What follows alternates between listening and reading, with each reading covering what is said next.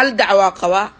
hada qaldanahay waa qaldantahay commentiga igu soo qor hada saxanahay waa saxanahay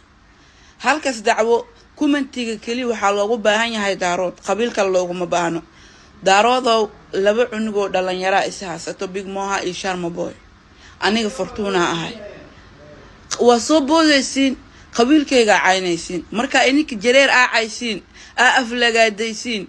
wax xun ka sheegtiin aniga fortuna ahay ina aamusnaada ma iga suwaysiin markaas ma aamusnaan kari because saa qabiilkiina ugu soo kulaateen anigan ugu soo kulaanakay war aniga maanta daarood ma cayno wax ma dhahan waa dad asxaabnaan waa dad meel ku walaalowne waa dad TikTok aan ku wada qosolno aan ku wada baashaalno ma fahanteen nima cayn kari